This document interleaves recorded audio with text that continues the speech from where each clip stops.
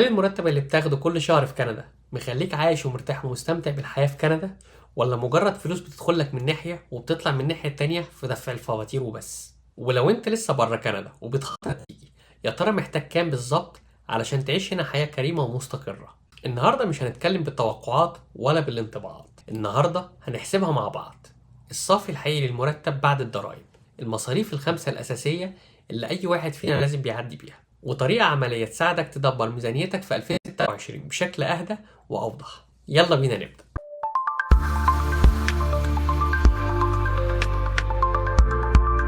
أكبر غلطة بيقع فيها أي حد جديد في كندا أو بيخطط إنه يهاجر إنه بيسمع الرقم المرتب الإجمالي، الجروس إنكم، وبيفتكر إن ده الرقم اللي هينزل في حسابه البنكي. في كندا الواقع بيختلف تماما لما بتبدأ تحسب اقتطاع الضرايب والسي بي بي والاي اي.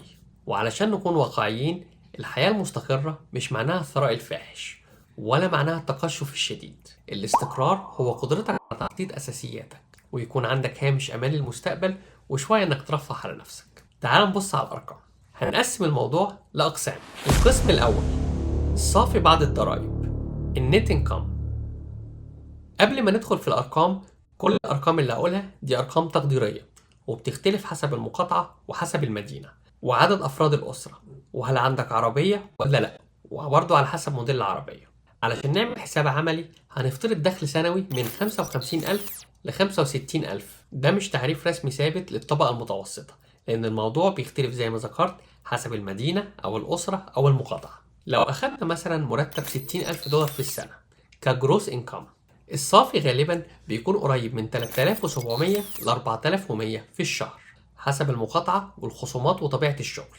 ولو الأسرة فيها دخلين ما بتجمعش الجروس بس، احسبوا صافي دخل كل شخص لوحده وبعدها اجمعوا الرقمين مع بعض، لأن الضرايب والخصومات بتختلف من شخص للتاني. الرقم الصافي ده هو اللي هنبني عليه كل مصاريفنا الفعلية. القسم الثاني توزيع المصاريف الأساسية، The Big Five. دلوقتي الفلوس الصافية بتروح فين؟ عندنا 5 مصاريف أساسية بتشكل ميزانية أي بيت في كندا. رقم 1 السكن، ده أكبر بند في الميزانية كلها. في تورونتو أو فانكوفر الإيجار ممكن يعدي ال 2200 دولار بسهولة، خصوصا لو ساكن لوحدك. وفي مدن أقل تكلفة أو لو بتشارك في سكن الصورة بتكون مختلفة تماما. 2 السوبر ماركت والأكل.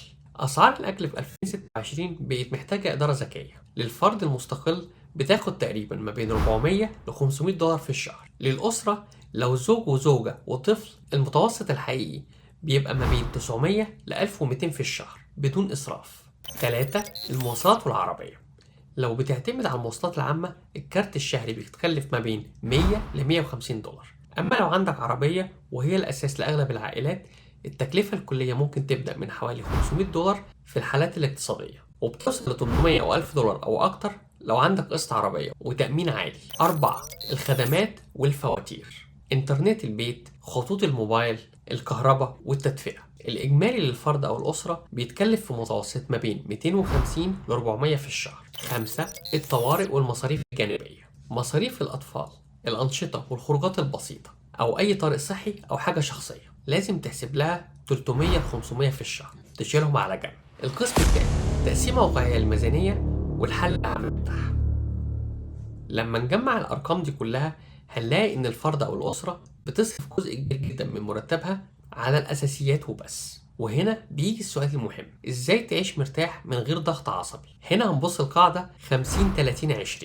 دي قاعدة ممتازة جدا كهدف، لكن في كندا خصوصا وفي المدن الغالية دي مش دايما بتكون واقعية من أول يوم.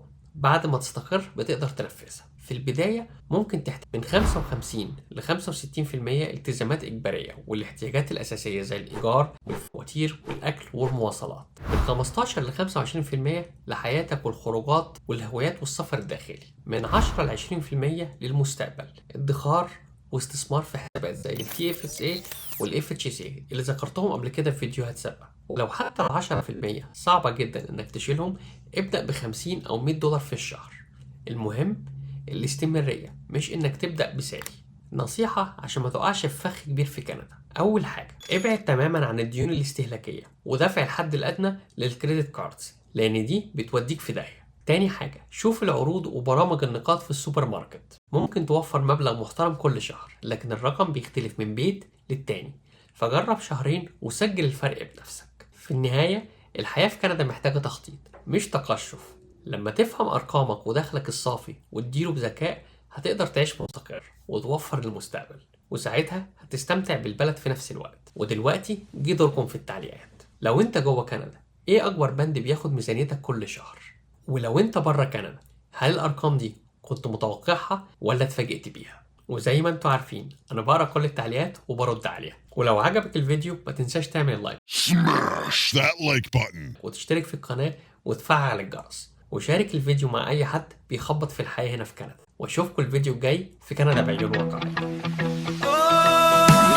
لايف ان كندا بداية الحكاية، حلم بيكبر جوايا خطوة للي جاية، من البرد للتحدي انا لسه مكمل. لايف ان كندا ارضي قصتي للافضل.